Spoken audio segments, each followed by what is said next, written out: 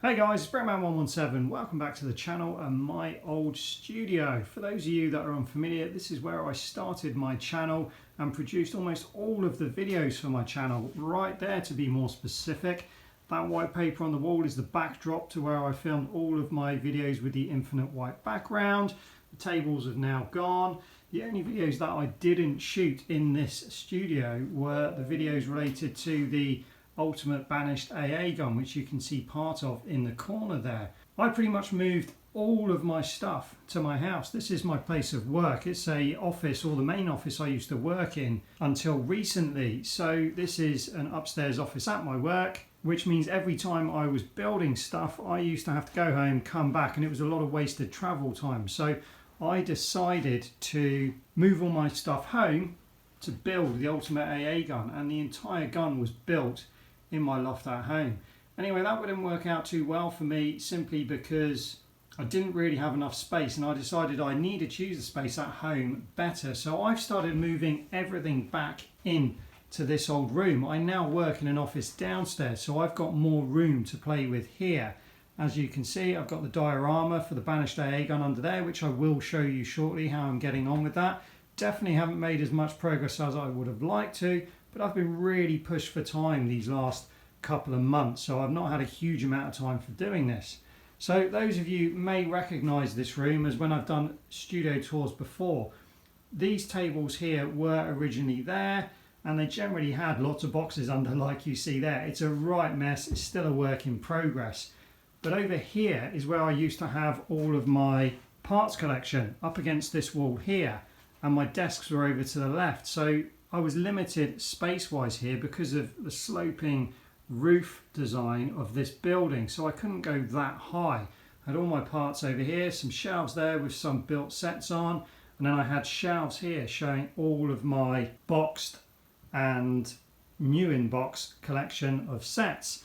I've now moved that onto the wall over on this side of the room because, as you can see, I've got way more height here, so I've got lots more space to play with.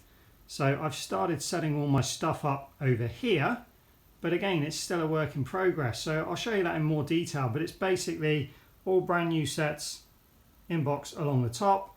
Second row up is all new inbox sets, and the bottom row is used box sets. And then I've got some of my custom builds and some stock sets that I've just built and haven't taken apart, so I've just left them on display there. But that will be improved as time goes by, and I also intend to put some lighting in those shelves as well because it is relatively dark in there, so I just want to illuminate those shelves up a little bit. So I've taken the dust sheet off the diorama. The reason that sheet's there is because I'm only able to spend about 2 to 3 hours a week working on this at the moment. I'm just too busy with other stuff in my life, but the most important thing is those 2 or 3 hours a week have been pretty enjoyable. I have been enjoying adding all the detail into this diorama, and I think the end result is going to be worth the wait. But as I say, I chuck dust sheets over things because it just means I don't have to clean it. The same goes with all these shelves. Once they've got a few more bits and pieces on them, dust sheets will come from the top right the way down. So that way, when I close the door in this room and don't come in for 2 weeks, I don't have to come in and spend 3 hours dusting everything before I can actually do what I want to do. So moving back onto the diorama, although it may not look like I've made a huge amount of progress since the last video, most of that progress has been made in this area here, where I've been just tweaking the area slightly and adding mainly details. By no means is it finished, but I like to dress it up every now and then just so I can see what the end result's going to look like, and then I tend to tweak it and make small modifications.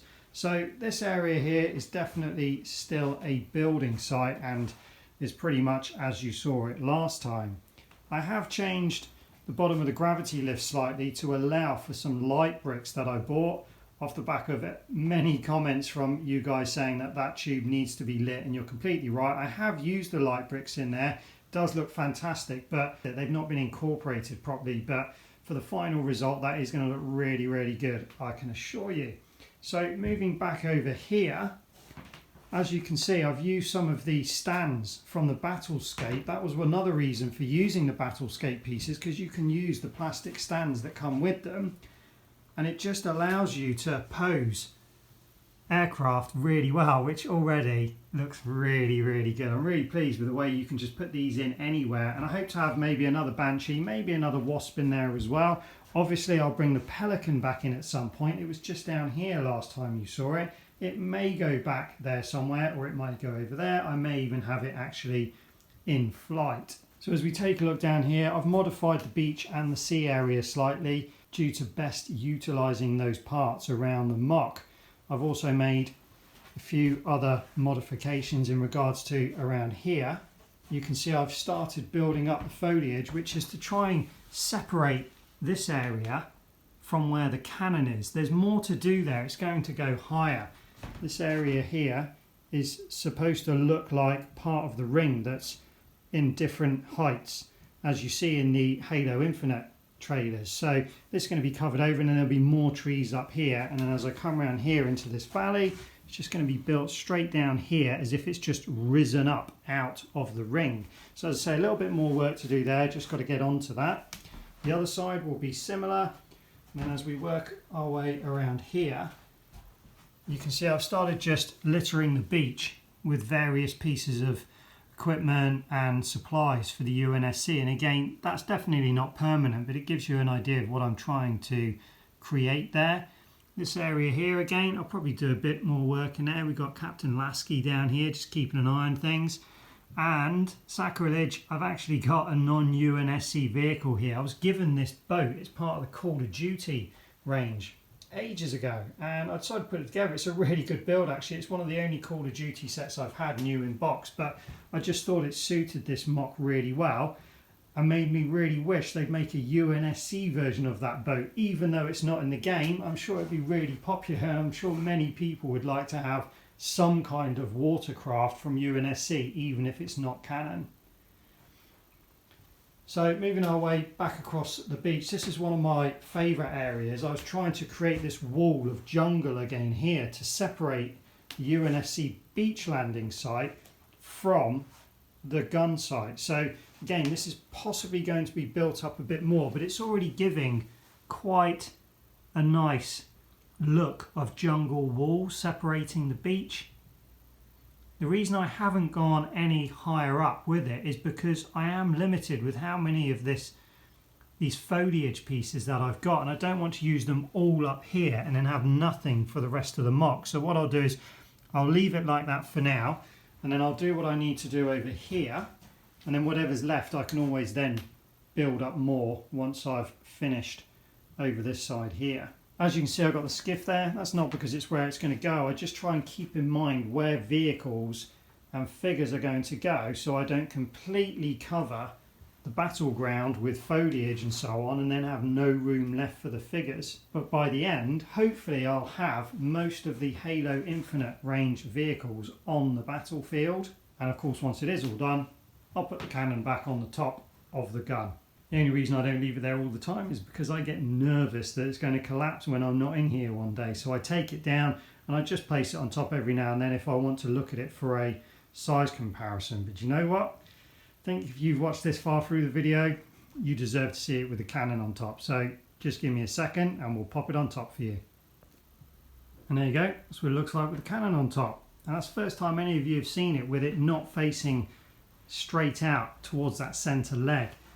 It doesn't rotate with any kind of mechanism obviously, but you are able to position the direction of the gun pretty much any way you want, and the legs can still handle it. It doesn't want to topple over. It's perfectly balanced, so you can direct it any way you want. And this is a really good opportunity for me to actually come in close, lower the camera more like from the figure's point of view, to show you how monstrous this gun looks when you come down to the beach level. As you can see, it's ginormous.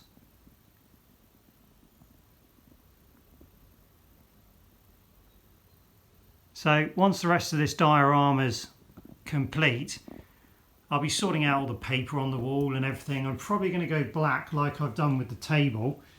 Doesn't look right? I'll put the white up. But all of that wall will be covered in black or white. I'll be able to turn the lights back on, and then I'll do some proper footage, both video and pictures, to capture this gun and the battle scene in all its glory.